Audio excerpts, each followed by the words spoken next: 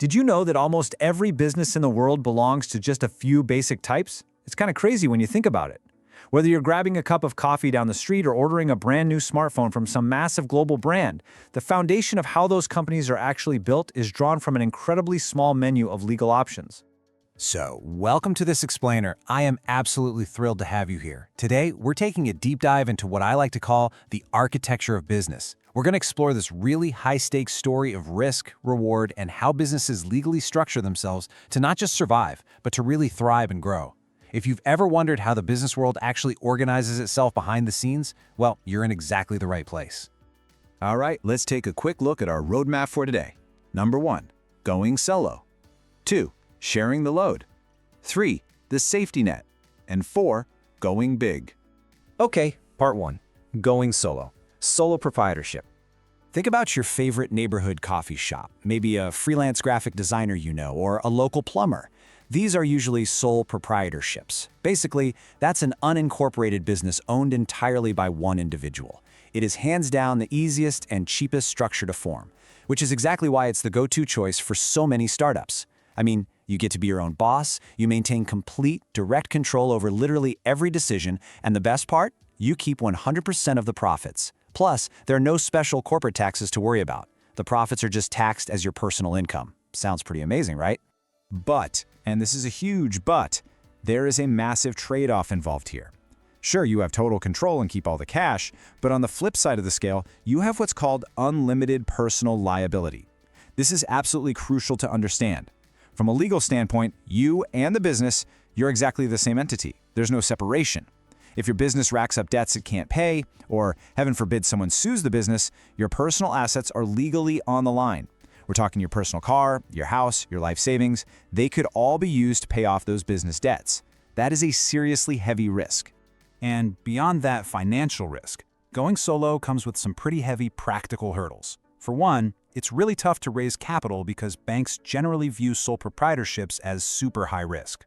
You also hit the ceiling of your own expertise pretty fast. Like, you might be a world-class baker for your coffee shop, but do you actually know how to do the bookkeeping or run a digital marketing campaign? You literally have to wear every single hat. And as you can imagine, this leads to a massive personal time commitment. Owners are routinely grinding out exhausting 12-hour days, 7 days a week.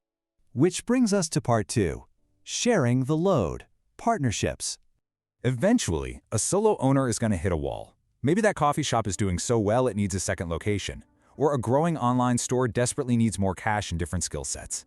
Enter the partnership. This is simply an association of 2 or more individuals who agree to operate a business together for profit. By bringing in a partner, you get to pool your financial resources, which makes it way easier to raise capital. But you also get a diversity of skills.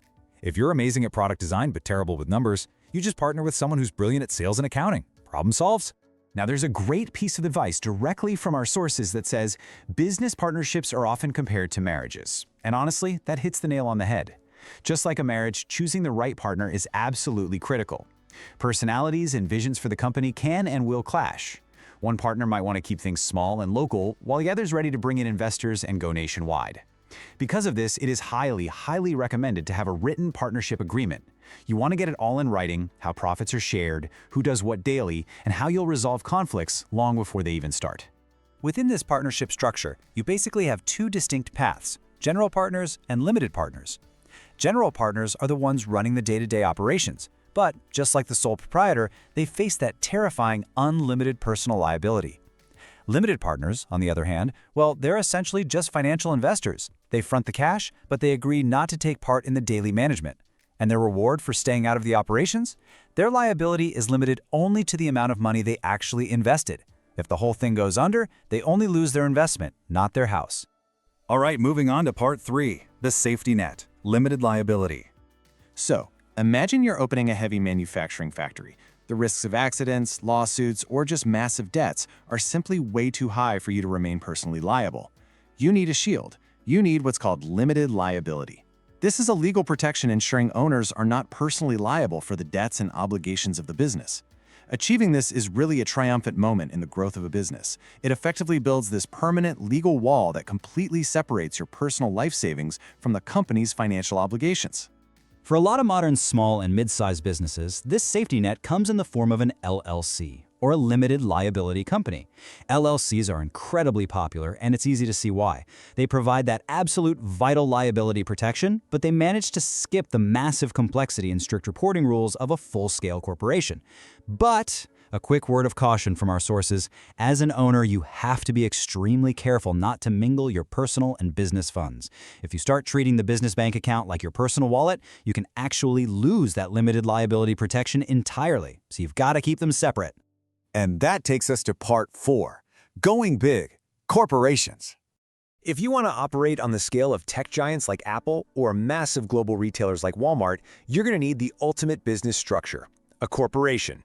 This is a taxable, legal entity with an existence completely separate from its owners, chartered by the state.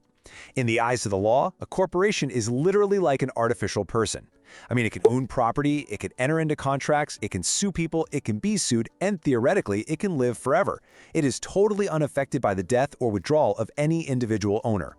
Now take a look at the chain of command you actually need to manage giants like this. At the very top, you have the everyday owners, the stockholders. But since there could be millions of them, they obviously can't run the company on a random Tuesday. So they elect a board of directors.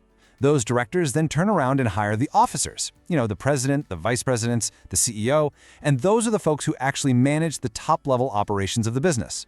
It's a highly structured, rigid chain of command, but it's specifically designed to manage immense scale. Of course, operating at this level has its trade-offs. The advantages are pretty much unparalleled. You get limited liability, an unlimited lifespan, and this incredible ability to attract financing just by selling more shares of stock to the public. Need $1 billion? Issue more stock. But the disadvantages are heavy. Corporations face massive setup costs, incredibly complex government regulations, and a really harsh reality known as double taxation. So what happens is the corporation pays taxes on its profits. Then, when those remaining profits are distributed to the stockholders as dividends, the stockholders have to pay personal income tax on that money all over again. The exact same money gets taxed twice. Ouch. All right, part 5, choosing your path. Let's bring all this together and look at how a business evolves. We start out with the sole proprietor. It's just one person taking on unlimited personal risk, but hey, keeping taxation super simple. Then we level up to partnerships, adding more people, but still dealing with some complex liability depending on whether you're a general or a limited partner. Then we introduce the LLC, bringing in that absolutely crucial limited liability shield while keeping things flexible. And finally, the corporation, owned by stockholders, completely protected by limited liability, but dealing with the heavy burden of double taxation. As you can see, the legal liability, the level of control you have, and how your profits get taxed, it all evolves dynamically based entirely on which of these structures you choose to build your dream upon. And that brings us to the end of our structural journey. So, ask yourself, if you were going to launch your dream idea tomorrow, which of these foundations would you build it on? Now that we actually understand the legal architecture, we can finally turn our attention to what happens inside those buildings. We can move to the ultimate goal, and that is exactly what we'll be covering in our next explainer: how businesses make money. Thanks so much for learning with me today, and I will see you in the next one.